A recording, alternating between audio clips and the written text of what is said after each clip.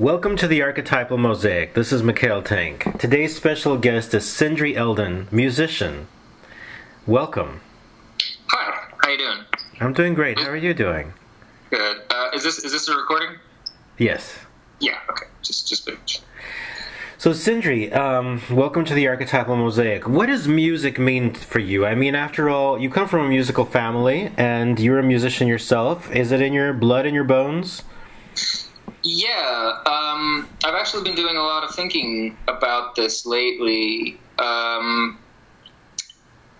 Music, as much as I believe that something can be in your blood, because I'm more of a nurture guy than a nature guy. I think we adapt to our surroundings as children.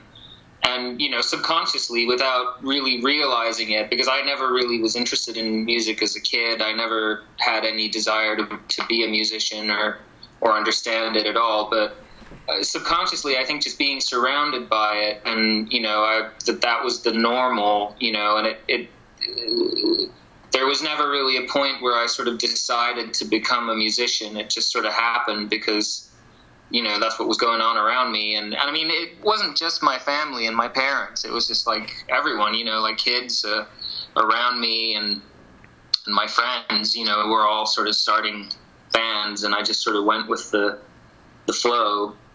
I'm sorry, the first part of your question was about the... No, you're doing great. I mean, we're talking about just how does music come to you, how does it relate to you, and, it's part of who you are. I read on your website that you say that being in airports and hotels is where you feel most at home.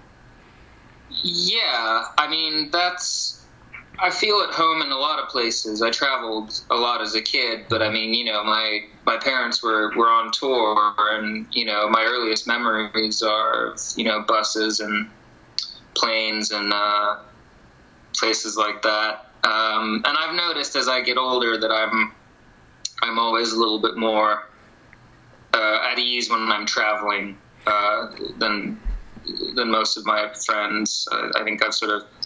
I mean, that said, air travel really has become despicably awful, especially domestic air travel in the U.S. is. I mean, I was led to understand that it was bad here, but my word. Do you mean bad in terms of going too congested? It's the airlines will dick you, and and they. Ever since they stopped smoking on airplanes, they don't have to recycle the air as often anymore. So you're breathing recycled air. And were you born when were you alive when they were smoking on airplanes? Because I wasn't alive back then. This was a long time ago. I don't really remember. Now that you mention it, I don't remember ever seeing anybody smoking on a plane. Yeah, that's not a good idea. I remember they had the sign still when I was a kid. The sign would come on to tell you not to smoke, but it was illegal anyway. I mean, at least on Icelandic planes, it was illegal. I'll tell you, I'm really glad there's no smoking on airplanes. I would not want to see anybody smoking on an airplane. But I remember my first airplane was actually being on an Aeroflot flight out of Russia. So that was really interesting. Is that where you're from? Yeah, I'm from St. Petersburg. Ooh. So we're both kind of natives in a strange land in a way. Yeah. So your mom is a very famous singer and songwriter, Björk, Goodman's daughter. How do you pronounce it correctly? Yeah, something like that. And then your father, you said he was on tour too. What was he doing on tour? He was the guitarist in my mom's band at the time, the Sugar Cubes.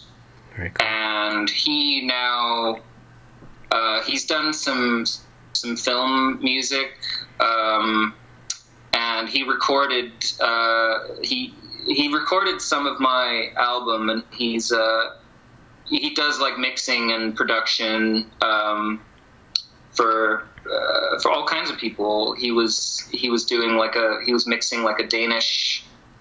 There was some singer songwriter. Yeah, I mean he sort of dabbled in it more than my mom sort of pursued it as a career. And I guess I'm somewhere between the two of them. And then tell me, when you record, do you? I don't know if you know this, but I've released quite a lot of albums. I have a major distributor. Oh yeah, I had no idea. And so I record it sometimes in studios and stuff. But where do you like to record it? Do you use Pro Tools or what's your? Well, I've recorded in a variety of places, and usually not, very nice places, just sort of rehearsal spaces and living rooms and stuff. I did make a very sort of hi-fi album that was made in a real studio, the most of it anyway, and I have some experience with that. The most recent album I did, I recorded almost all of it by myself in my kitchen using some pretty primitive methods, and I liked the sort of DIY aspect of it. And I mean, I've done a lot of that, like a lot since I was like 14, just make DIY recording, and I feel like I've sort of hit the limits of what I can do with that, but mostly it was just a difficult experience making this last record, doing the at-home recordings. Very difficult because when you're doing it everything by yourself, you become your own boss kind of, and you're always very hard on yourself, and there's no one to blame if anything sounds wrong because it's all you. And I had some panic attacks and stuff, and just it was a really rough experience, and I'm not eager to repeat it. I think I'd like someone with me next time around. Well, maybe you and I should collaborate. I have a fantastic sound engineer actually who does a lot of great stuff. I'll tell you about it after we do the recording. So let's talk about you. What influences you? You're wearing a Fleetwood Mac hoodie. What kind of music? Does it just happen to be there? What kind of music has influenced you? I sort of have. I'm very much a product of my time and place in some ways. Like sort of late '90s rock, kind of pop rock stuff. Is very much a part of who I am. Like Jimmy Eat World and stuff like that. Was what was on the radio when I was a teenager. But lately, I'm starting with Fleetwood Mac and then using them as sort of a gateway drug into the larger world of it. I've been really delving into soft rock and sort of 70s and 80s. Radio, American kind of radio rock and pop. Steely Dan and Doobie Brothers, and I guess more proggy stuff as well.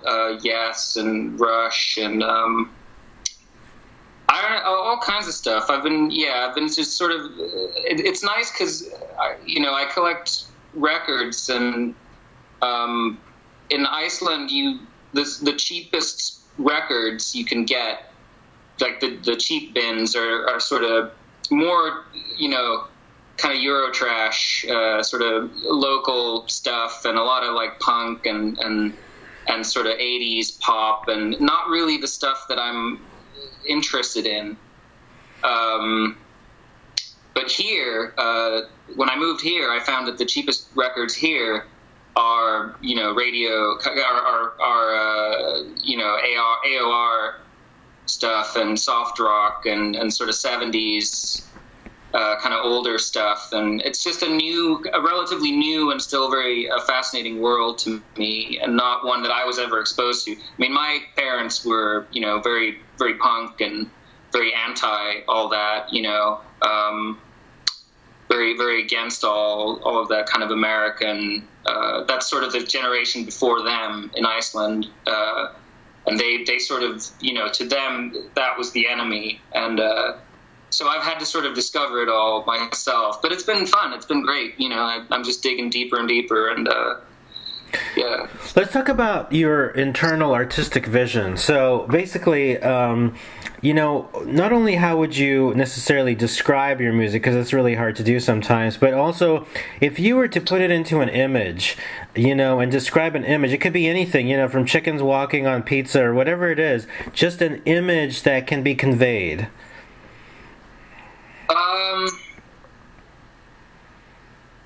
Wow, that's an interesting question. I guess the first thing that sort of pops into my head is sort of a feeling of kind of, you're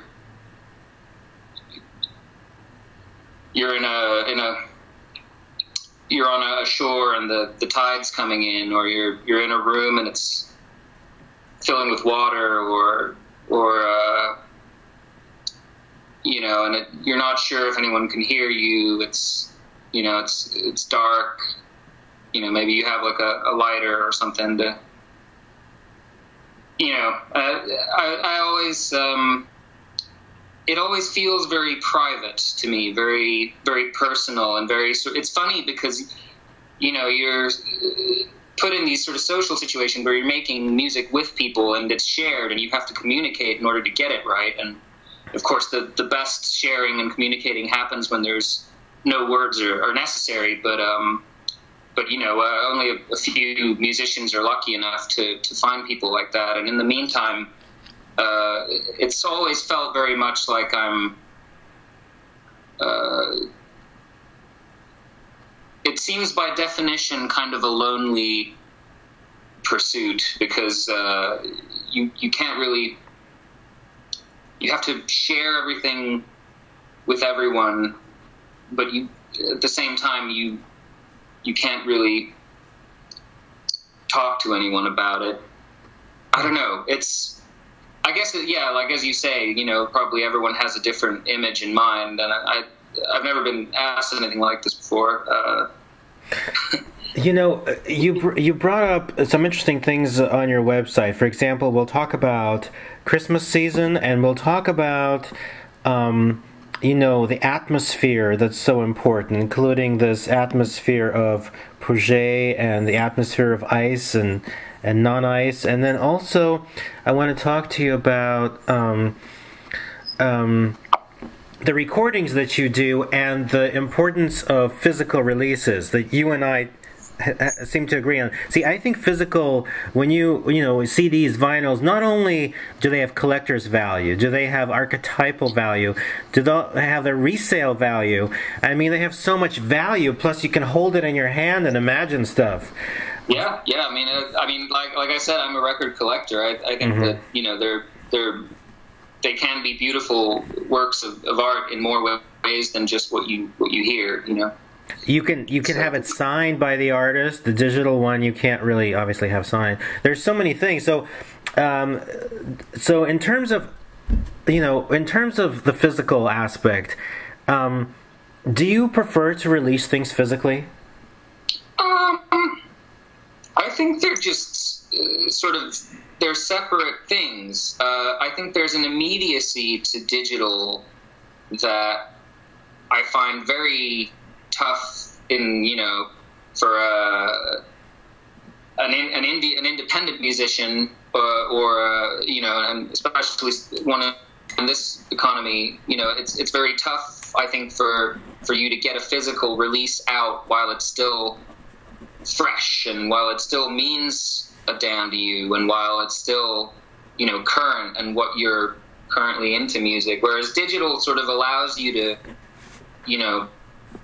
the music can go directly to people. Like the album I just put out, I was doing finishing touches to the mixes like less than a week before it came out, and just making sure that everything was a reflection of what I wanted to do right then and there. And you can't really do that with a physical release. But, all that said, I think in almost every way I would prefer, to do physical. I mean, I do physical releases for every one of my thing. They're just not, pressed in a factory. I make them myself, just CDs, and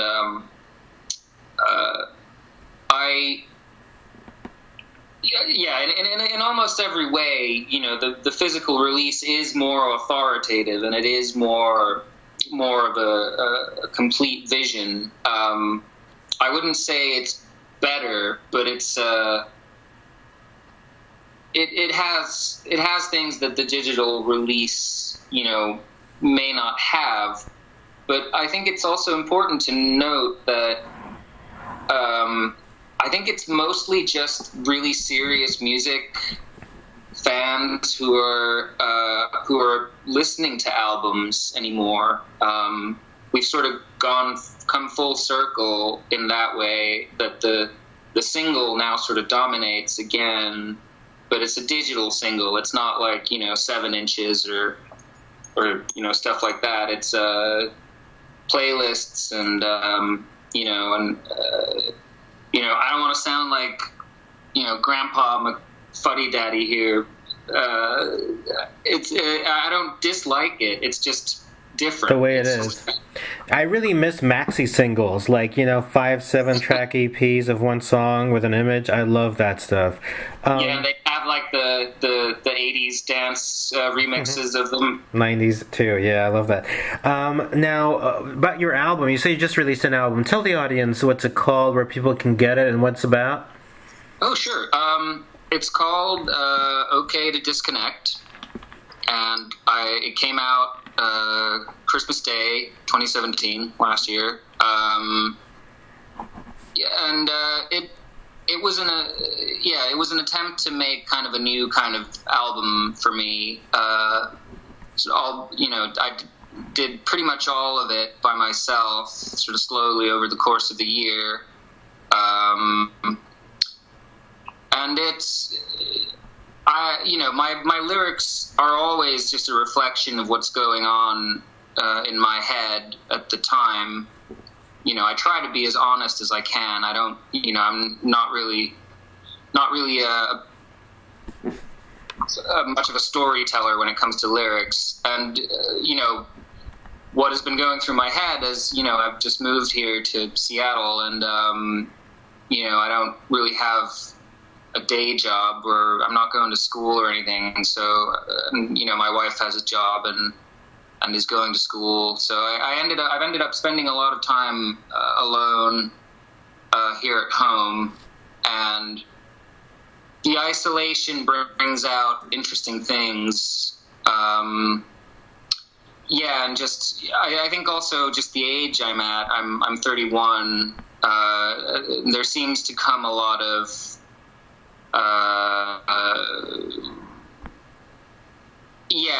realization. You sort of put the habits of your 20s in context, and assess what it is you want to keep and what you don't, and memories. A lot of the lyrics on the album are to do with sort of memories and maybe nostalgia and sort of reaching out into the past maybe, and hoping against hope that that the people you feel that you've wronged think well of you or have forgiven you, and also sounds very conscious. There's a consciousness and a consciousness, with conscience. So as opposed to it being kind of disconnected from the self, it's actually quite connected with your internal solitude, right? You're kind of really connected to your own conscious self. I mean, the disconnect of the album title is more about sort of choosing what affects you and choosing what you decide to let into your your emotional consciousness, if you will, and maybe I think a lot of people feel obligated to, or I do anyway, I feel obligated to be knowledgeable and participate and compete, really, is the word. and I'm not a very competitive person. Mm-hmm. And in giving myself license to disconnect, I thought it was important for the title track to come across as a message to people that it's okay to disconnect. It's okay to just, you know, not. It's okay to focus on what you want to focus on, and it's kind of a nihilistic message in a way, but I think people kind of need to hear that a little bit. I mean, a lot of the lyrics are about sort of self-loathing and self-doubt, and it's something that's always accompanied me. But again, you know, now that I'm sort of the age where I can start to assess the qualities in myself, you know, I'm finding that maybe I have an unhealthy excess of self criticism that, you know, that needs to be shed somehow. Art is a great way to clear that stuff. Is your stuff available? Where can people buy the album? Yeah, sorry. My album, I work with a little local label here in Seattle called Knick-Knack Records, and they have a website, knickknackrecords.com, and also my website, sindrieldon.com, which I admit I do not visit on a regular basis. Should have links to Knick-Knack Records, where all of my recordings can be obtained. Okay, that's great. Now let's talk about the atmosphere that resonates with you, that allows you to shed the skin of the past and to move forward creatively. So, do you originate from Iceland? Yeah. I grew up there and was mostly raised there. You know, as I said before, I kind of grew up on the road a lot. Right. But Iceland was, you know, I mean, it's where I'm from, and it is my home country, sort of, for better or for worse.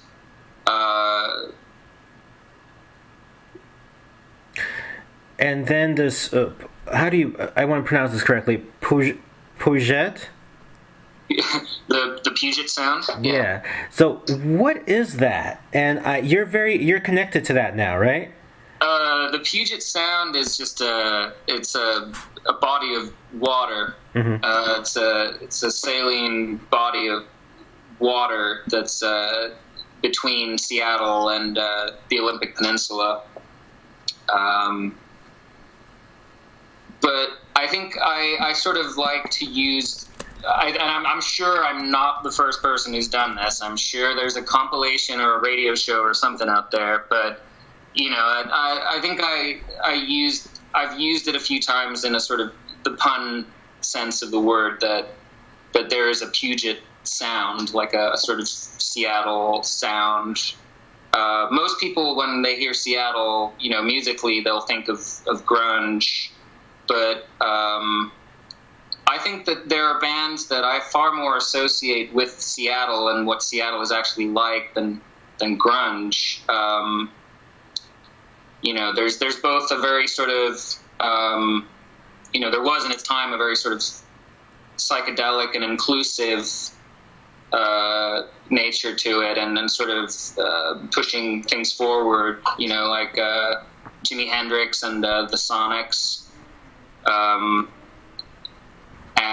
But yeah, more recently, I feel like, you know, the sound of Seattle has become something else. I mean,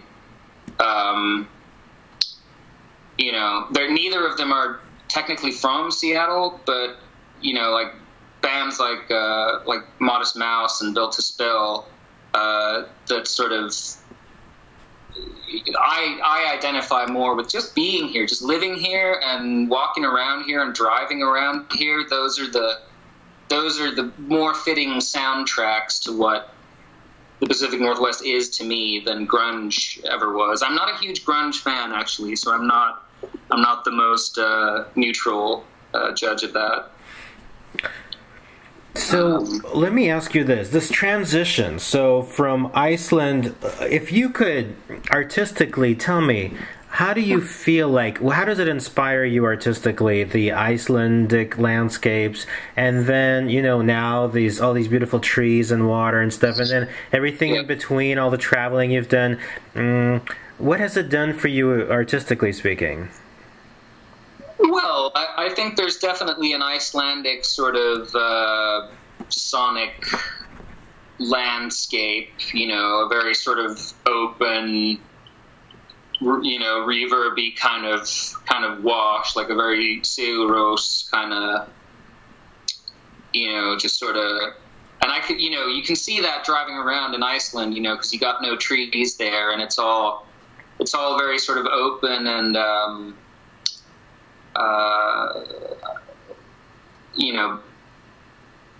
barren, but in this sort of weirdly pregnant way. It's not barren in the way that it doesn't feel desolate. It feels sort of full of promise and mystery. A little bit like it's more like a blank slate, I guess.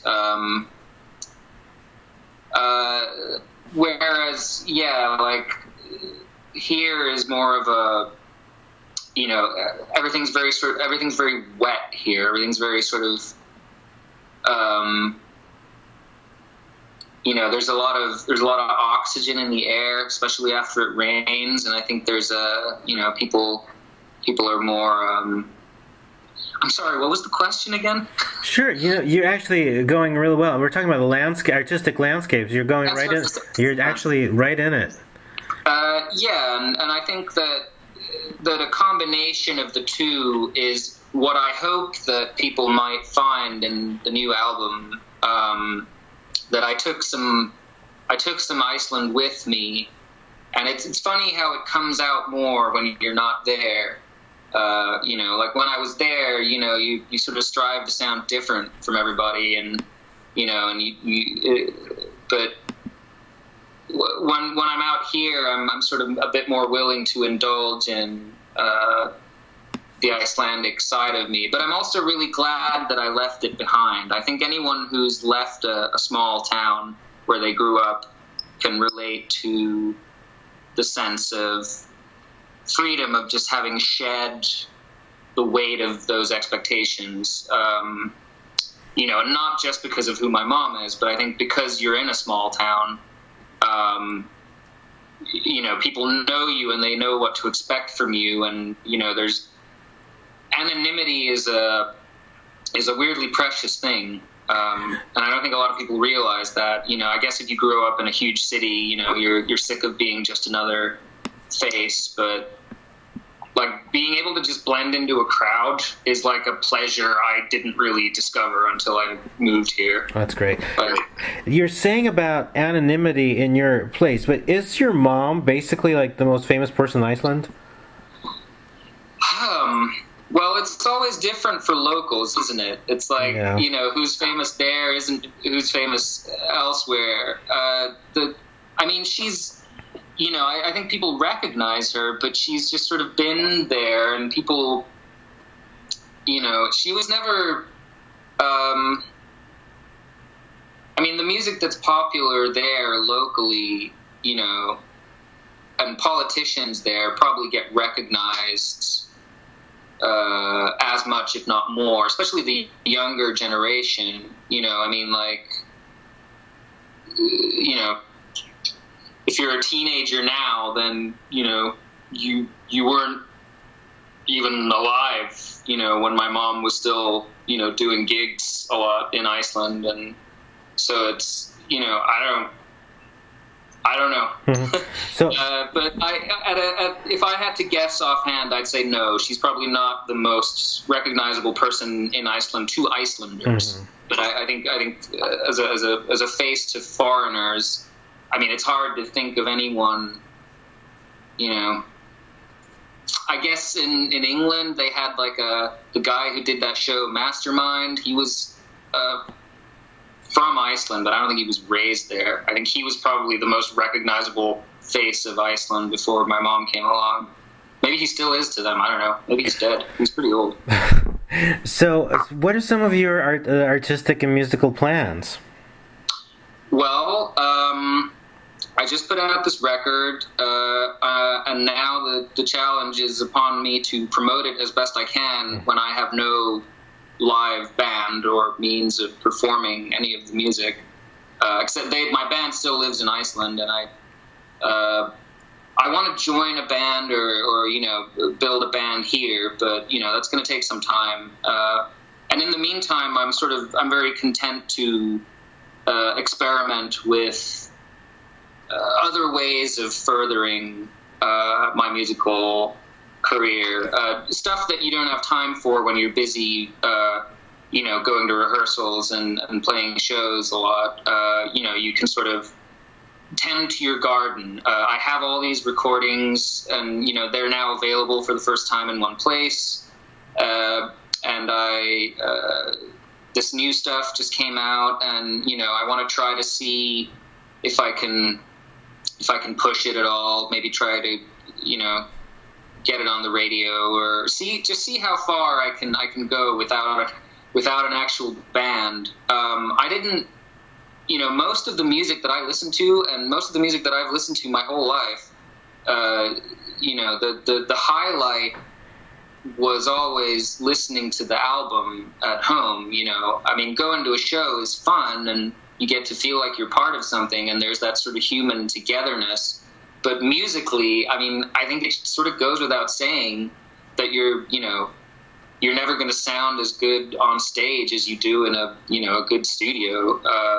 I think, to me, I see no inherent problem with being a non-live act, because I haven't, like most of the bands I listen to, I've never seen them live, and I probably never will, and that's fine with me.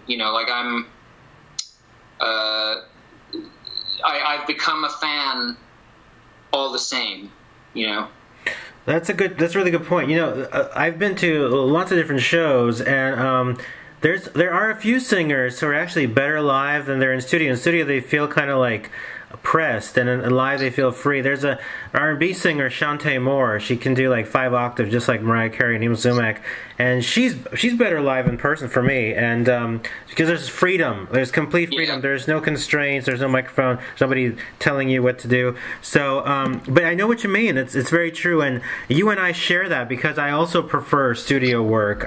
When I perform, it's more about performance, not about vocals for me. Yeah. Yeah. Let's talk about a couple of more questions as we kind of come to a conclusion of the interview. Talismans and amazing memories that help your art. So both of these are, if they're too personal, don't you don't have to share anything, but whatever you feel like sharing. Say it again. Nothing. Keep going. So one of them is about your, let's see, any kind of memory that really inspires your creativity, and also any talisman that you hold dear that also can archetypally inspire your creativity. Well, the memory thing is, it's kind of intellectual rather than emotional. But I always remember just times that people have said stuff about my music, and I think of I think of those specific people, and for some reason there are just people that you try a little harder to impress, and I guess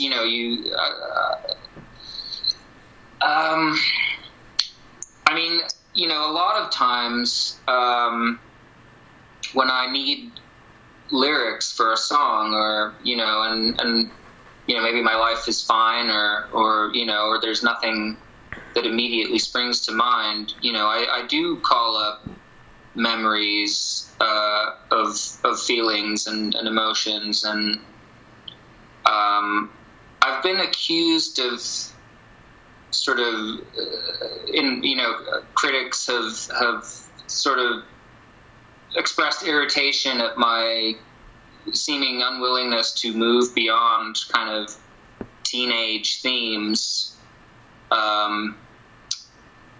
in my lyrics.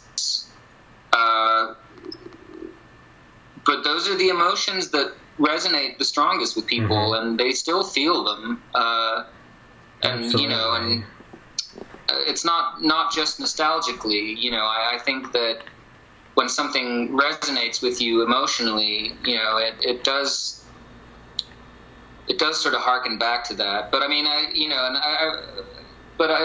feel like I'm progressing a little bit away from that, but still, you know, I think of that as a starting point.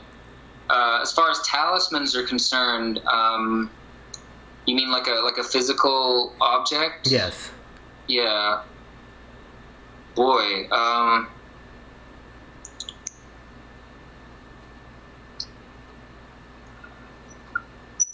No, I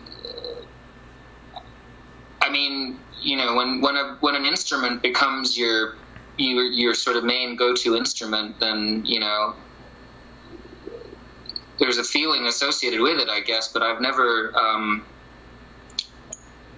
had like any kind of object that inspires me or that I sort of seek strength from when I'm writing.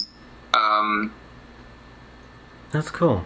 But maybe I should though. Maybe that would give me some focus and direction.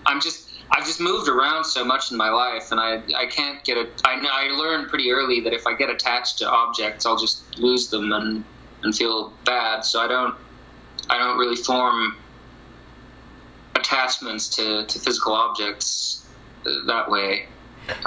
That's very cool. I'm just absent-minded as well. I lose everything. Like, even if I hadn't moved around, I think I'd still just have lost everything. Well, that's very cool because you're always doing something new then. You know, what I want to say is related to what you said before about this criticism you're getting. And, you know, as males in society, we're so pressured to become men really early on. It's like as soon as you're 20, you're supposed to be a man. It's like you know, I take my time. And the last transformation is indeed the time that we become males, you know, reproductive males, which is teenage years. But when you become a man, I think it really honestly happens around 40. I mean, it depends on everybody's different, but so between that thing, you're still in a different stage. You're still a young soul, and I mean, soul can always be young, but I mean, and I think that the fact that in this society people pressure, you know, you got to become a man, and it's like, I'm not ready to become a man. Like, I'm only transforming into a man, you know, and I don't like to be rushed. So you're sort of forced to transpose these teenage feelings onto, you know, shit that you have to deal with as you get older, you know, and you maybe don't have any other way to react to them, really. And I think it's great for you to just take your time. I mean, I know I took my time. I'm still taking my time. And I think that that's really the key. Just not to ever, you know, respond to anybody's criticism as why shouldn't I? I mean, this is what I'm doing. Yeah. I mean, I you know, you can't get wrapped up in this stuff because people just, you know, there's so much to understand, and the older I get, the more I feel like it's such a leap to think that you can understand someone just by listening to their music. And I mean, as I get older, I also, you know, I feel like, you know, there's greater emotional depths to be reached in sort of soul searching and introspection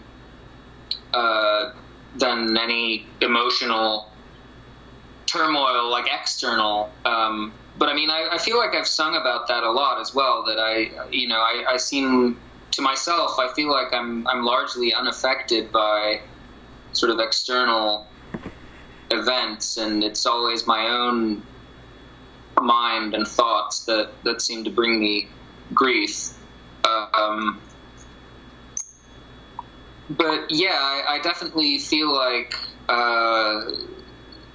that it's not necessarily wrong to stay young like that. And in fact, I feel like it's, you know, we're encouraged everywhere we look to keep a young mind, you know. The yogis talk about, you know, the beginner's mind and you know, and those days when when stuff like love and sex and jealousy and desire and guilt are fresh to you, and they, and they're the most confusing. You might feel them the most, but articulating those thoughts is for a more experienced artist, and I think looking back on that stuff later can produce great work. Yeah. Well, that's fantastic. I mean, I think we've had a really great conversation. Is there anything else that you'd like to share about your art, music, thoughts, anything else before we complete? Well, I mean, in relation to what we've been talking about, I just feel like